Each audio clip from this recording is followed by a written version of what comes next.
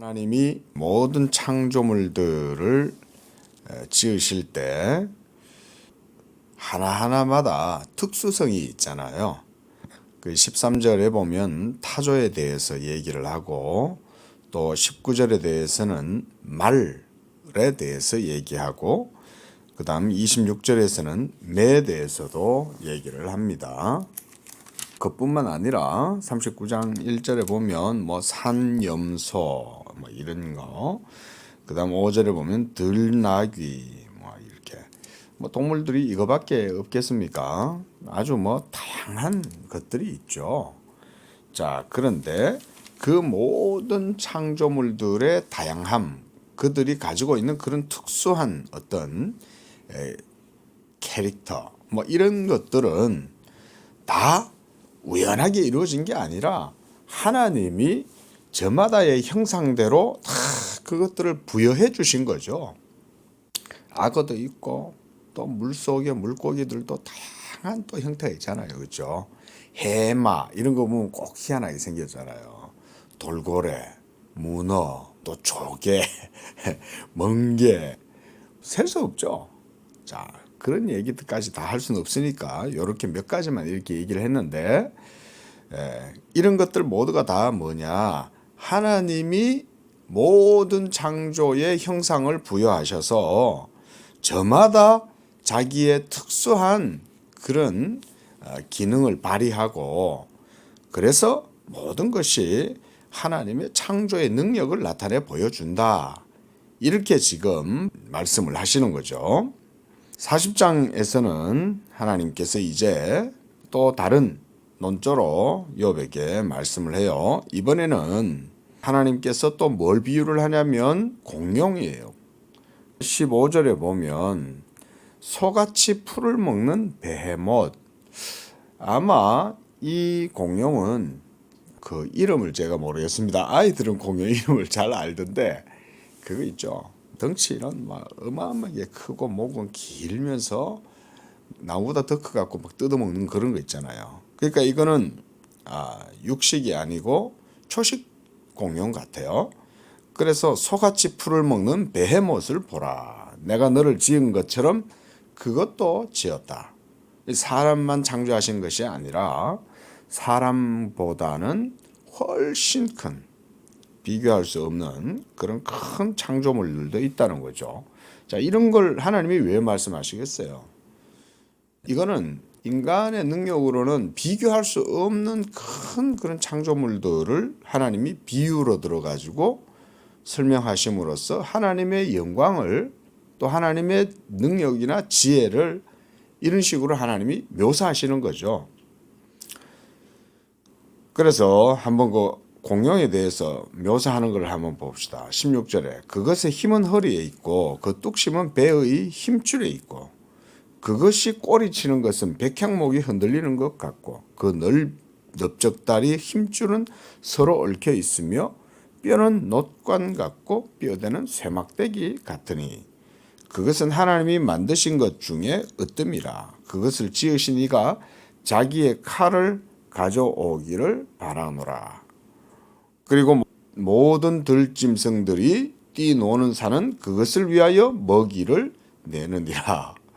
또 그것이 연잎 아래에나 갈대 그늘에서나 늪 속에 엎드리니, 아마 이게 이제 물에도 들어가고 이러는가 봐요. 그 목욕하러 사우나하러 이제 물에 들어가는 거죠. 그래서 강물이 소용돌이 칠지라도 그것이 놀라지 않고 요단 강물이 쏟아져 그 입으로 들어가도 태연하니 그것이 눈을 뜨고 있을 때 누가 능히 잡을 수 있고 갈고리로 그것의 코를 꿰을 수 있겠느냐, 이렇게 이제 묘사를 하는 거죠. 이게 우리나라 성경에서는 이거를 뭐 악어다 이런 식으로 이제 했는데 이렇게 큰 악어는 없죠. 그렇죠? 바로 공룡을 얘기하는 겁니다. 그러니까 벌써 욥의 시대까지만 해도 아직도 공룡은 서식하고 있었던 거예요. 자, 어쨌든 중요한 건 하나님이 무슨 창조 과학 때문에 이렇게 얘기하시는 건 아니고 당연하게 있는 그런 자연적인 창조물들을 비유로 해서 하나님의 능력을 욥한테 말씀하고 있다. 이게 이제 주요 포인트죠. 자, 그래서 2절에 보면 트집 잡는 자가 전능자와 다투겠느냐? 하나님을 탓하는 자는 대답할지니라. 이렇게 말했어요. 트집 잡는 자. 이 말은 바로 하나님한테 뭘 트집을 잡냐 이거죠. 하나님이 행하시는 일에 누가 거기에 항변을 하겠어요. 그렇죠? 우리가 바로 이런 개념을 좀 신관을 가져야 되는 거죠. 그래서 사도 바울도 로마서에서 보면 하나님의 위엄, 그분의 율법의 권세 이런 것들을 두고 뭐라고 그러냐면 그 앞에서 모든 입을 막고 온 세상으로 하여금 하나님 앞에서 잠잠하게 하려 합니다. 이렇게 말씀하잖아요. 하나님의 율법, 하나님의 말씀 앞에서 누가 입을 여나 이거죠. 바로 이런 게 성경이 보여주는 신관이죠. 하나님의 존재 앞에 입을 열 수 있는 존재는 아무도 없어요. 우리는 늘 뭐 내 말을 하고 내 주장을 펼치고 내 인권이라든가 내 권리라든가 뭐 이런 거를 강조를 하지만 좋아요. 하지만 그거는 인간들끼리 있을 때나 그렇게 하는 거지. 하나님의 존재 앞에서 누가 자기 입을 여나 이거죠.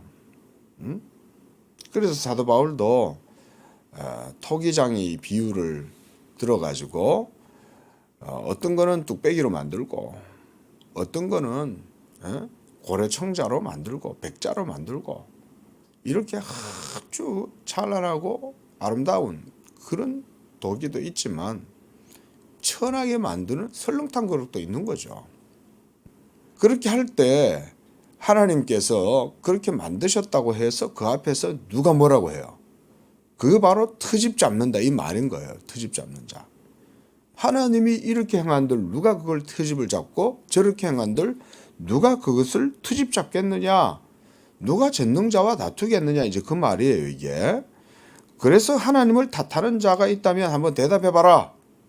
하나님이 어떤 분이냐 이건 거예요. 하나님은 뱀목과 같은 공룡도 만드시고 개미도 만드시는 분이 아니냐 이거죠. 그러면 개미가 공룡보다 작다고 해서 개미가 공룡만큼 생각이 없겠어요? 공룡도 자기 생각이 있지만 개미도 자기 생각이 다 있어요.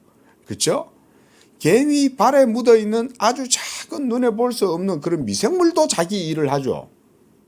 자, 이런 것들을 우리가 좀 생각을 할 필요가 있다.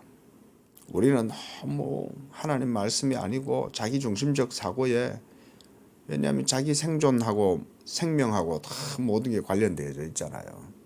오늘 하루 내가 뭘 할 건지 계획하는 것도 내 생명하고 관련되어져 있고 내가 오늘 하루 원하고 행동하는 모든 것들도 내 존재하고 관련이 있는 거지 하나님하고는 관련이 없어요. 모두 다 자기 생각만 하고 살아가는 게 인생들이지. 그러다 보니까 하나님도 다 자기들 생각대로 되는 줄 아는 거지. 내가 이래 생각하면 하나님도 저렇게 되고 뭐 이런 식으로 하나님을 쉽게 생각하고 살아가죠. 그러나 하나님은 그 자체로 온 세계를 다 창조하고 주장하고 보존하고 통치하시고 이런 분 아닙니까?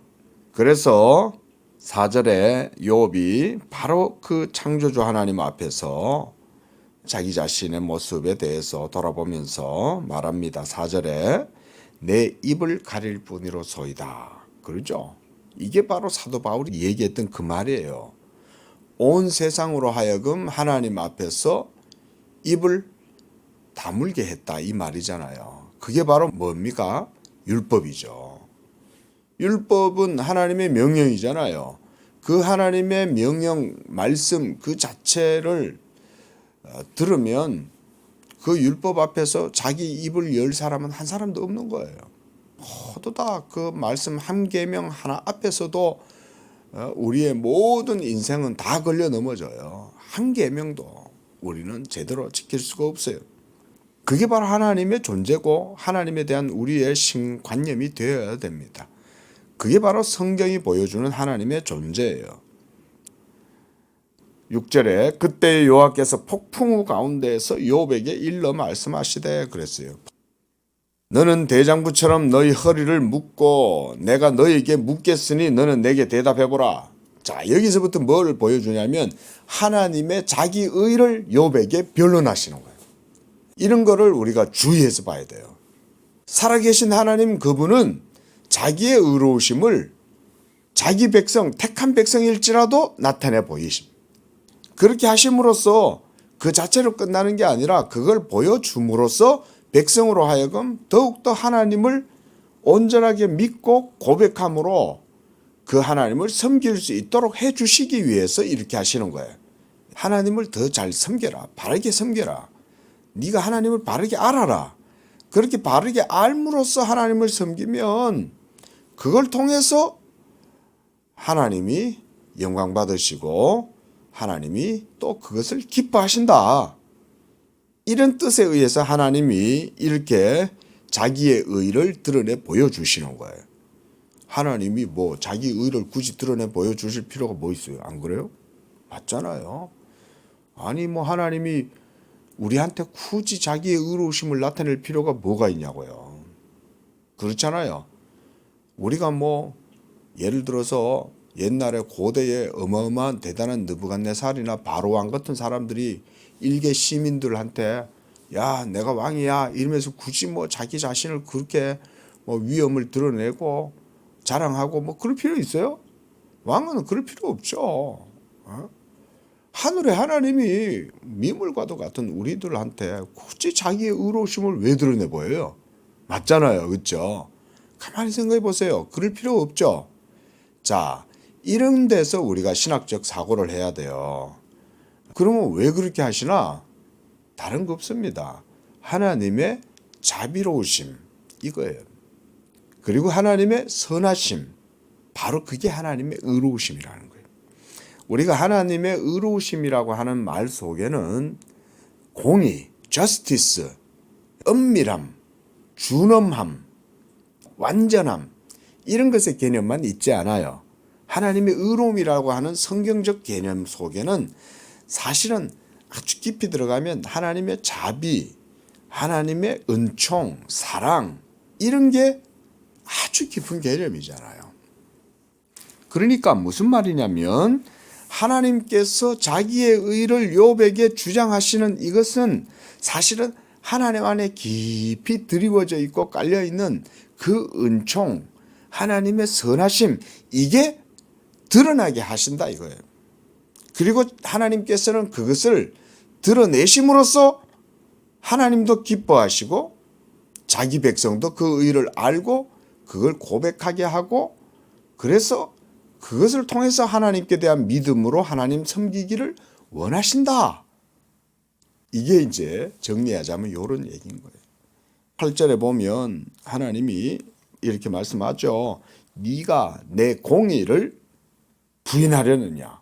바로 이 공의가 우리가 율법이라고 할 수가 있는 거예요. 이걸 노모스라고 하는 거예요. 그리고 네 의를 세우려고 나의 의를 무너뜨리겠느냐. 맞죠.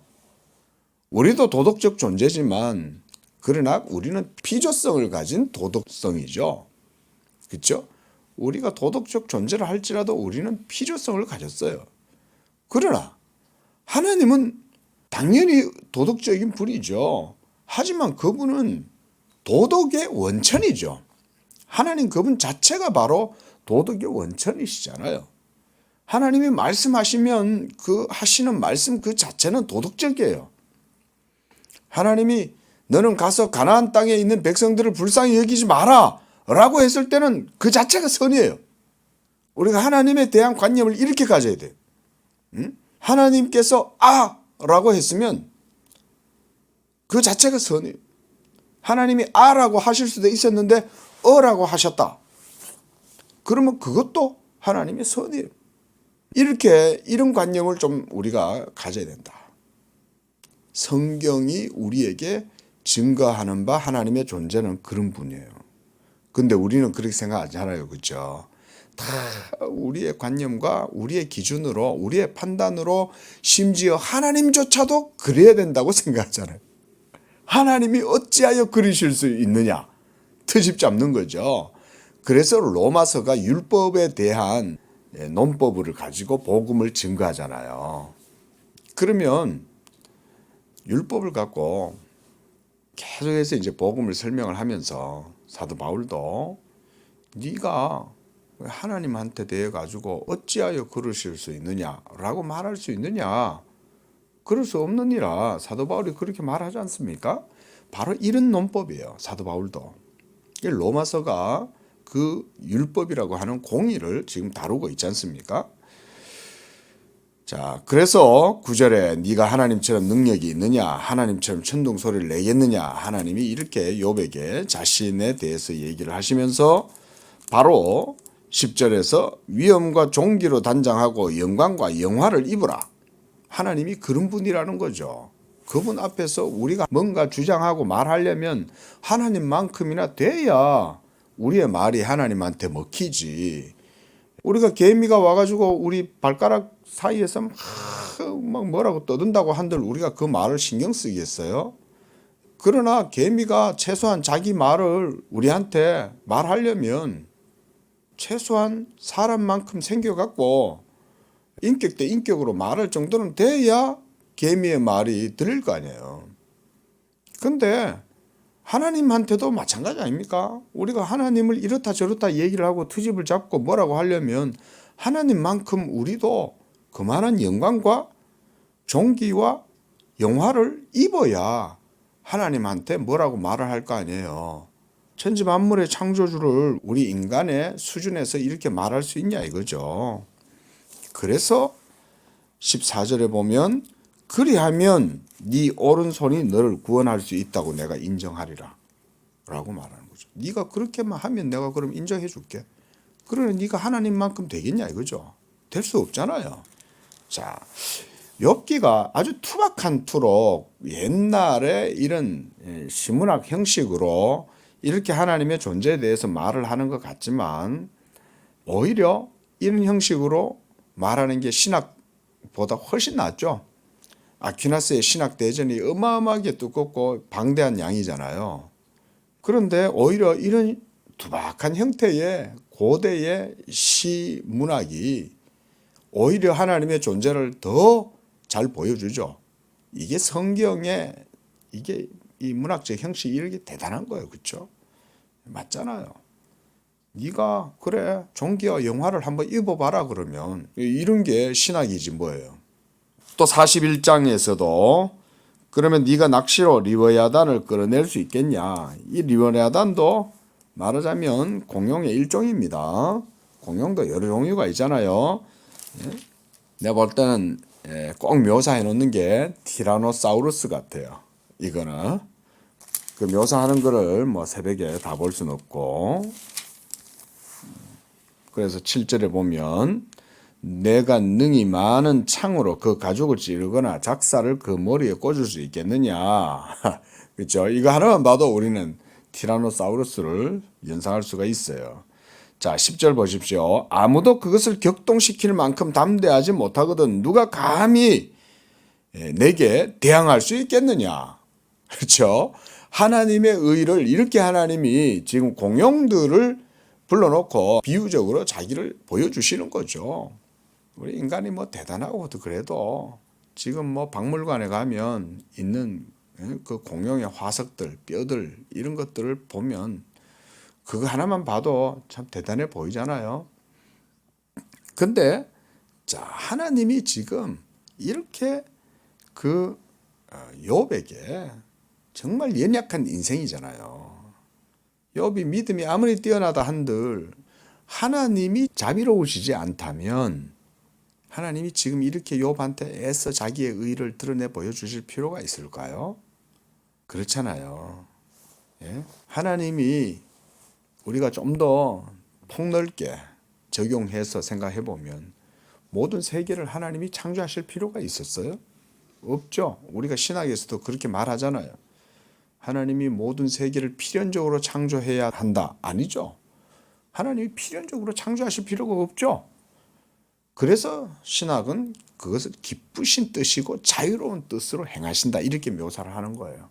왜냐하면 필연성이 아니니까. 필연적으로 행해야 할 어떤 커절티, 인과성이 있어서 해야 된다라고 한다면 그거는 참된 신이 아니에요. 하지만 진짜 신은 그런 거 없이도 자유롭게 하시죠. 내가 하고 싶으면 하는 거예요. 해야 될 필요가 없어요. 그리고 또 꼭 또 를 안 해도 돼. 를 해도 돼. 하나님은 그냥 그렇게 결정하시면 그게 하나님의 뜻인 거야. 이런 생각을 우리 성도들은 배워야 됩니다. 성경이 이렇게 하나님의 존재에 대해서 증거해 주고 있는 거예요. 하나님은 자기의 기쁘신 뜻, 유도키아, 베네플라키툼, 하나님은 자기의 기뻐하시는 뜻을 행할 수가 있어요. 이렇게도 할 수 있고 저렇게도 할 수 있어요. 그러나 그 모든 것은 다 하나님 그분의 의로우심이 원천이에요. 모든 세계가 왜 이렇게 도덕적으로 창조되었고 완벽한 구체로 전체가 질서 속에서 조화롭게 모든 일들이 다 작동하고 있냐? 그 하나님의 의로움에 기초하고 있는 거예요. 왜 하나님이 사람을 이런 형상으로 만들고 돼지는 저렇게 만들고 원숭이를 저렇게 만들어 주셨냐? 그건 다 하나님의 의로우심이 기초하고 있는 거예요. 이런 신학을 지금 보여주고 있는 거죠. 그래서 11절에 누가 먼저 내게 주고 나로 하여금 갚게 하겠느냐. 이게 사도 바울의 표현이죠. 누가 먼저 하나님께 드려 갚겠느냐는 거잖아요. 맞죠? 아무도 하나님 앞에 뭘 갚을 수 없죠. 온 천하에 있는 것이 다 내 것이다. 계속해서 12절부터도 하나님은 또 리워야단에 대해서 계속 말씀합니다. 좀 독특한 표현들이 있어요. 19절에 보면 그것의 입에서는 횃불이 나오고 불꽃이 튀어나오며 그것의 콧구멍에서는 연기가 나오니 마치 갈대를 태울 때에 솥이 끓는 것과 같구나. 그 입김은 숯불을 지피며 그의 입은 불길을 뿜는구나 그랬어요. 이게 우리가 옛날 영화 같은 거에서 막 그 용이 나오잖아요. 에? 날개 달린 용이 날아다니면서 불을 확 쏴가지고 막 이런 것들이 있는데 이게 실제로 있었던 거죠. 우리의 상상 속에 전설 속에는 나오는 그런 동물이 아니었던 거예요. 하나님이 또 이런 동물들도 만드는 거예요 보면. 그래서 횃불이 나온다. 불꽃이 튀어나온다. 입 속에서 대단하게 만들어 놓으신 거죠 하나님께서. 그래서 22절부터 32절까지도 계속해서 그것의 형상, 형체에 대해서 묘사를 합니다. 자, 그건 보지 않겠습니다. 32절에는 재미있는 묘사가 있어서 한 번만 볼게요. 그것의 뒤에서 빛나는 물줄기가 나온다는 거예요. 뭐예요? 오줌 누는 거죠. 소가 말이 뒤에서 오줌물이 나오면 그게 뭐 양이 적지가 않지만 공룡에 비할 바가 안 되겠죠. 아무리 큰 말이라도 소가 뭐 얼마나 그 소변을 많이 봐요. 근데도 공룡은 뭐 빛나는 물줄기가 나오나니 그것은 깊은 바다를 백발로 만든다. 물이 떨어지니까 거품이 일어나는 거잖아요. 그런데 그게 뭐 양 자체가 무슨 바켓스 하나 정도가 아닌 거야. 이게 어마어마한 거야. 그러니까 깊은 바다를 백발로 만든다는 거예요. 이게. 자, 세상에는 그것과 비할 것이 없으니 뭐 그것은 두려움이 없는 것으로 지음을 받았다. 하나님이 지으셨다 이거죠. 그리고 그것은 모든 높은 자를 내려다보고 모든 교만한 자들에게 군림하는 왕이다.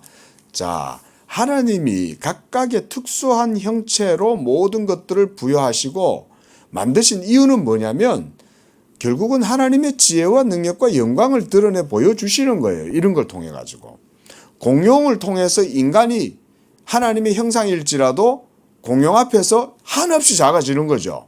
겸손해지는 거죠. 공룡을 보면. 두렵게 되는 거죠. 그리고 그 공룡을 지으신 하나님을 생각하는 거죠. 그렇죠? 창조는 하나님이 이런 기능들을 부여하신 거예요. 그래서 모든 것은 하나님의 지혜와 지식과 능력과 영광을 모든 창조물들을 통해서 하나님이 이렇게 드러내 보여주십니다. 자, 이제 결론을 봅니다. 42장에 와서 욥이 이 하나님의 음성을 듣고 그 하나님 앞에서 말씀합니다. 2절에 보세요. 하나님의 능력에 대해서 말하죠. 주께서는 못하실 일이 없다 그러는 거예요. 이 말은 무슨 말이냐? 하나님은 나를 고난 가운데 빠뜨리실 수도 있고 하나님은 나를 영화롭게도 하실 수 있는 분입니다. 이걸 고백하고 있는 거예요.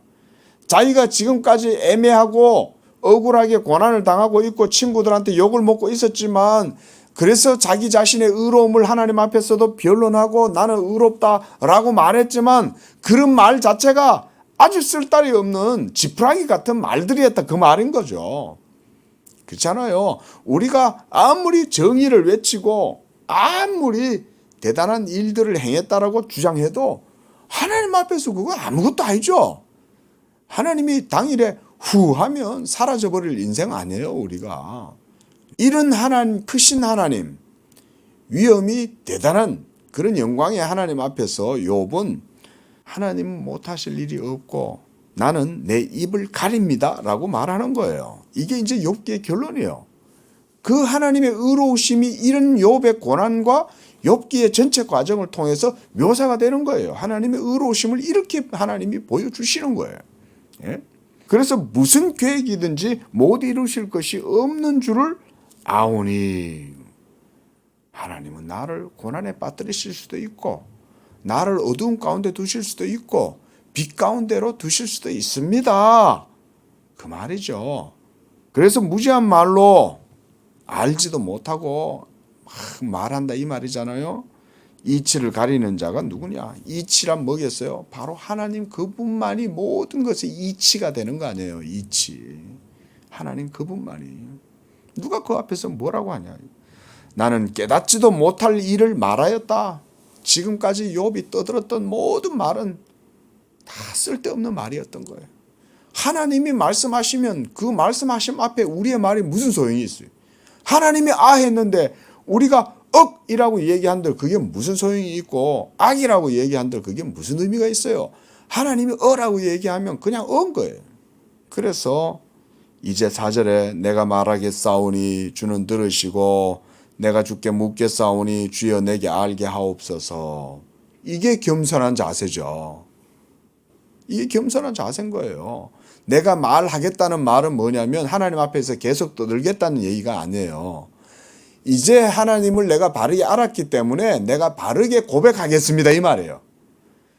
하나님이 하셨기 때문에 저도 라고 말하겠습니다 이 말입니다 이게. 그리고 주는 그래서 들으십시오. 내가 고백할 테니까 들으십시오. 그리고 내가 주께 묻겠습니다. 그러면 하나님이 내게 알게 해 주십시오. 이 말이죠. 자, 이게 어떻게 보면 어거스틴의 기도문과 같은 거예요. 내게 명하시옵소서. 하나님이 기뻐하시는 것을 주시고 하나님이 기뻐하시는 것을 내게 명하시옵소서. 이게 어거스틴의 명문이잖아요. 우리가 이런 자세가 필요한 거죠. 그래서 5절에 내가 주께 대하여 귀로만 듣기만 하였사오나 이제는 눈으로 주를 배움나이다. 이게 고난을 통과해서 이제 그 어둠의 터널을 나온 거예요. 욥이 고난의 터널을 지나서 나오니까 이제 거기에서 비로소 여호와 하나님을 눈으로 보는 거예요. 그 고난의 터널을 지나기 이전에는 그냥 귀로만 들었던 거예요. 아, 하나님이 신학적으로 신학자들이 그렇게 그냥 얘기하더라. 예? 완전한 분이라더라. 남상수 목사가 맨날 하나님에 대해서 그러고 악 그러더라. 하나님은 그냥 절대 주권을 가진 분이더라. 이런 거 우리 이론적으로는 다 알죠. 그렇잖아요. 하나님 앞에서 누가 말하냐? 그 말 뭐 부정할 수 있는 사람 별로 없어요. 하지만 그 하나님을 실제적으로 알고 고백할 수 있는 사람은 얼마 없죠. 하지만 이젠 욥은 고난을 통해서 그걸 배운 거예요. 아, 모든 것들은 하나님이 하시는구나. 하나님은 사람을 죽이기도 하고 살리시기도 하시고 빛도 지으시고 어둠도 창조하시고 하나님은 공룡도 만드시고 개미도 만드시는구나. 하나님은 못하실 일이 없고 그가 행하시고 명하신 모든 것이 의롭고 선하구나. 이거를 욥은 그제서야 이제 확실히 깨달은 거예요. 그러니까 내 입을 막는다 라고 얘기하고 이제는 내가 주를 눈으로 본다라고 말하는 거예요. 그러므로 6절에 자기가 했던 모든 말을 철회해요. 내가 스스로 거두어 드리고 티끌과 재 가운데 회개하나이다. 우리가 이제 욥기 처음으로 다시 한번 생각해 보세요.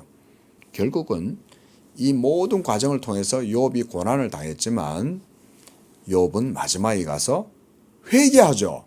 고난을 당했는데 어떻게 보면 억울하고 애매하게 이렇게 고난 당한 것을 하나님 앞에 뭐라고 말을 할 수 있을 텐데 욥은 결국 하나님 앞에 회개한다.